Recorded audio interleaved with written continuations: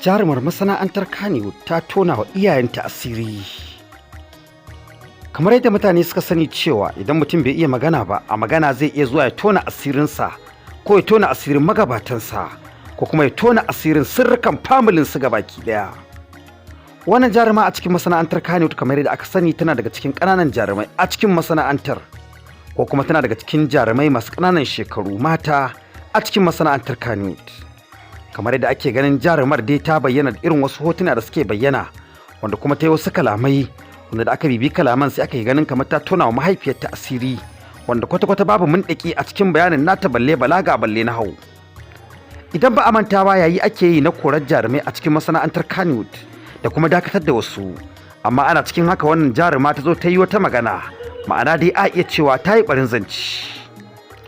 Idan mutane ba su manta ba ita kaɗai ce ta fara yin irin waɗannan maganganun akan magabatansu ba.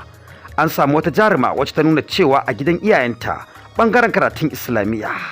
da ana hira da ita, wanda da yadda dai an san cewa irin hirar da ake yi da jarumai wani tambayar bai kamata a yi musu ita ba. Amma ita jarumar da aka yi mata wannan tambayar ta samu kuskure a bayani, wanda ana cikin haka jarumai dai wajen guda 6 kenan a cikin masana'antar Kannywood wanda suka samu matsala a bayani, wanda kuma ana ganin abin yana da alaka da rashin ilimi, ko kuma iya rashin magana, ko kuma iya rashin magana da 'yan jaridu, wanda mun kawo muku jarumai guda 3 da aka dakatar a cikin masana'antar Kannywood, ciki har da Momi Gombe. Akwai kuma jarumai da dama waɗanda aka kira kuma da dama na cewa su zo su kare kansu a cikin irin waɗannan hotuna da suke yadawa.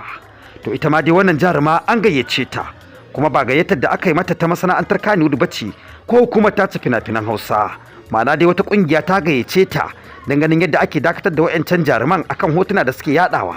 kada ita ma abin ya kasance a kanta. Ma'ana dai za su nemi cewa jarumar ta goge wayannan hotunan da suke cikin account din nata bayan wancan bayanin da ta yi akan magabatanta.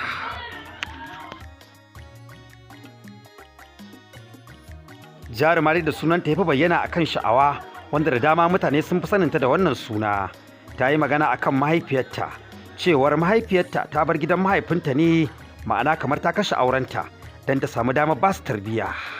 wanda wannan yana daga cikin barin zance da wasu mutane sukan yi akan mahaifan nasu, rashin sanin me za su ci. Wanda dai yana da kyau dai idan za a hira da wannan jaruma a matsayinta na kankantar shekarunta, a ce an samu wani guideline wanda zai taimaka mata a irin hirar da za a yi, ko kuma a tantance abin da za a tambaye ta da kuma irin amsoshin da za ta bayar kafin wannan rana, wanda kuma tambayar ta zo daidai lokacin da yarinyar ta bada amsar, wanda wasu mutane suke ganin cewa tambayar ta yi daidai da ta ba iyayenta mummunar amsa kenan, wanda ita bata san ma me ta faɗa a cikin amsar ba.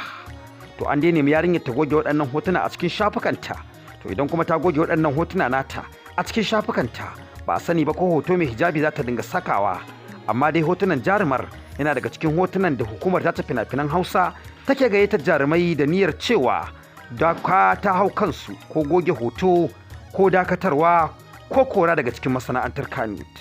A wata siffar kuma wasu jaruman suna ba da haƙuri akan abin da suka aikata.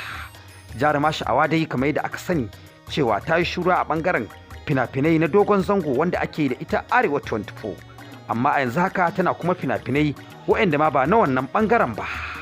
Ana ganin ta a cikin fina-finai masu dogon zango da dama, wanda ba sai mun kama adadin sunayen fina-finan ba, amma hotunan nata ya kamata lallai a bata shawara, kamar yadda wannan kungiya YBR ta gayyace ta cewa ta zo ta bata shawara. To idan sha'awar ta ji wannan shawara da aka kira ta, ko kuma ta ji kirayen ta ji, za mu kawo muku abin da ya faru da ita a wajen wannan shawara. Ma'ana ba a sani ba za ta iya karɓar shawarar da goge hotuna da bidiyoyin nata a cikin shafukan nata, ko kuma za ta bari har sai hukumar ta fina-finan Hausa sun gayyace ta, sun dakatar da ita, ko sun kore ta, ko kuma sun bata suspension na wasu dogon lokaci da akan ba jarumai, wanda kamar yadda mutane suka sani cewa idan aka dakatar da jaruma to ba za ta ci gaba da yin fina-finai ba, ko da fim ɗin kamfanin ta ne, ballantana na wasu kamfanin kan, har sai adadin wannan lokaci da aka bata ya cika sannan za ta dawo. Sannan kuma ido zai yawa a kanta cewa duk sanda ta fita wani aiki za a gani, kuma za a sanar da hukumar. Saboda haka ku danna subscribe, ku danna ƙararrawa, za mu kawo muku amsar da wannan yarinya za ta ba wa kamfanin da suka kira ta, idan ta ji kiran kenan. Idan kuma ta mai musu da wata amsar, sa ku ji daga gare mu. Za mu ci gaba da kawo muku jarumai guda 11 da muka lissafa, mun dai kawo guda 3 wanda hukumar ta fina-finan Hausa ta gayyace su don su kare kansu akan hotunan da suke yadawa, ko kuma a dakatar da su, ko kuma a kore su ma kwata-kwata gabaki daya. Ku danna subscribe, ku danna ƙararrawa.